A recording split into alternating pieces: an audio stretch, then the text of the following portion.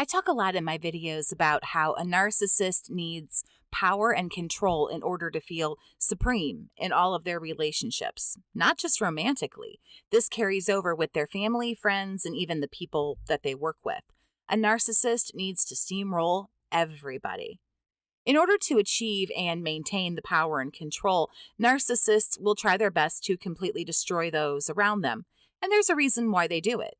This video talks about why the narcissist has that need to destroy and how they go about doing this. Love bombing can feel amazing, blissful, euphoric even.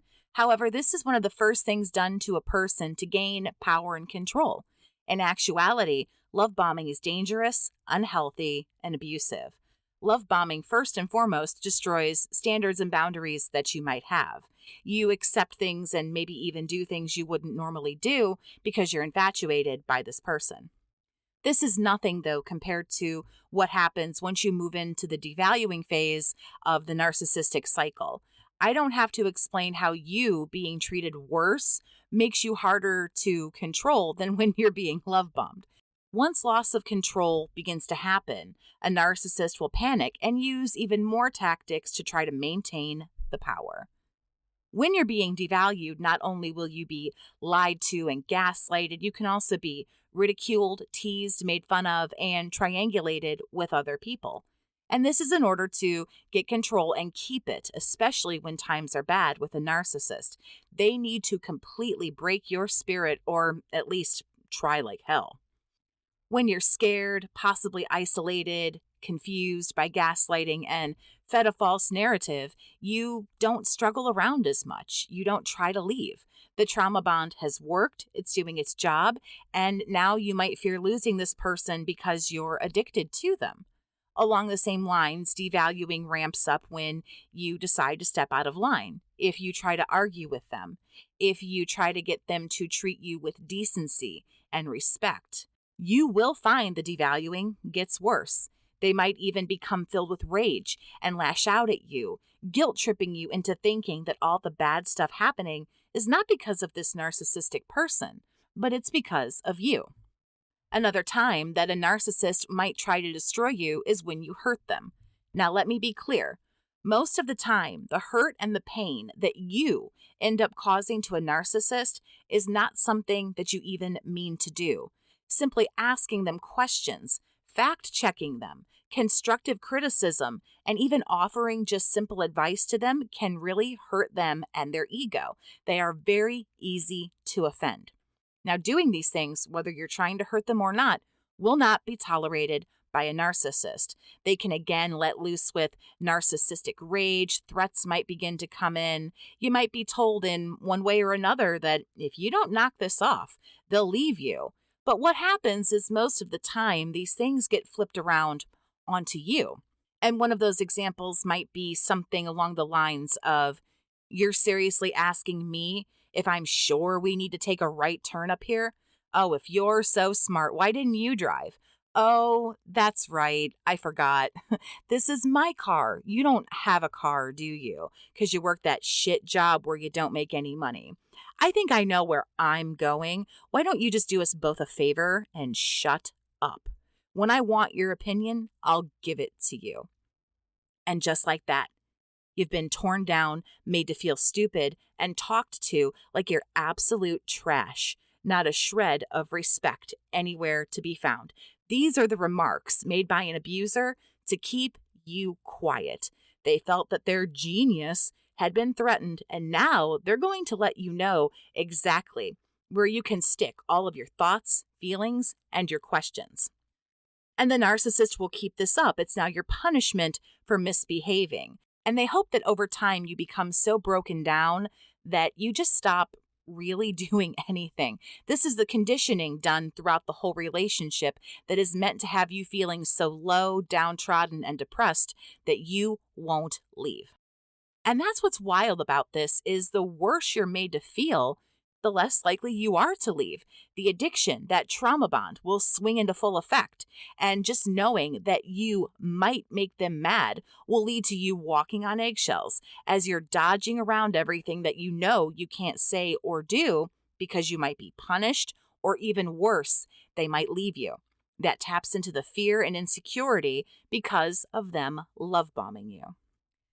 Dealing with the aftermath of a toxic relationship will have you feeling like you're in a maze that you just cannot escape. I specialize in guiding folks through the messiness of narcissistic personality disorder. My counseling and coaching is different from others. It happens over the phone so you can relax in your own space and just talk with me like a friend. No cold clinical office vibes or one-size-fits-all roadmaps, because they don't work. Every session is about what you need when you need it, and you will get personalized support from me, a survivor who knows what works. If you are ready to chat with me about what you've been going through, you can click the link at the top of the screen for you now. You can send a text or an email to get started today. And you'll find as you're walking on these eggshells, the list of things you're not allowed to do or say will become very lengthy. And I'm sure if you reflect back, you'll see that you were never really allowed to do anything other than serve them and be a good little source of supply. You can't ask them a question, but when you're at dinner at that restaurant, you can pick up the check. You can't bring up something that they do that hurts you, like lying or cheating, but you can clean up the house and do their laundry and go to bed with them. And guess what? You can shut the hell up while you do it, too. Aren't you just a lucky little duck? You deciding to leave them will also have a narcissist jumping to destroy you. A narcissist will leave you when they are damn good and ready. They have to make sure they have what they feel is a better source of supply on deck, waiting to go. They have to make sure they have money, whatever it is they need in order to jump from one supply to another. Remember, this is about power and control. This all needs to happen on their terms, exactly the way they want it to go. And when it doesn't, when you leave, file for divorce, break up, move out, whatever you need to do, the narcissist seeks to destroy you. This person might try to hurry up and dump you first in one of those good old, you can't fire me, I quit kind of things. If you just simply say maybe you need some time away from them, they might quickly discard you, grab some new supply, because they'll begin to fear abandonment. They can use more scare tactics in these moments as well.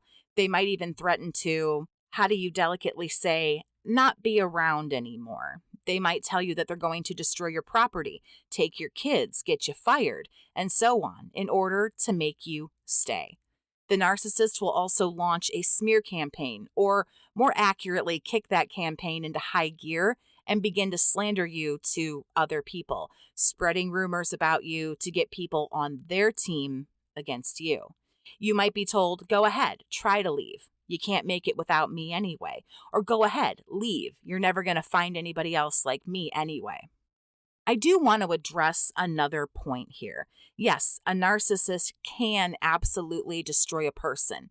However, are they actually dead set on this? Is that their primary goal? Most of the time, they really aren't set out on this. Now, stay with me.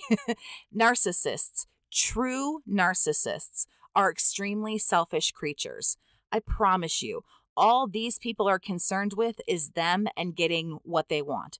Like my example of asking the narcissist if they were sure they needed to make the right turn, and the narcissist lashed out. It was done to keep you compliant, to shut you up and to keep you in line so that you'll stay in the relationship longer and allow the narcissist to continue to have access to you. You're gaslighted, you're fed a false narrative, not to make you crazy, although that is what happens, but it's all done to keep you around until the narcissist decides they don't want you around anymore. Like I mentioned earlier in this video, the lower you feel, the more likely you are to stay, and that is what this is really all about. Yes, they'll punish you, and it might even seem like they're doing some of these things to get a sick kick out of it. And I'll never say that they don't do those, but it's just to feed the ego. Even purposefully hurting you has another agenda, not just to make you feel bad, but to make them feel good.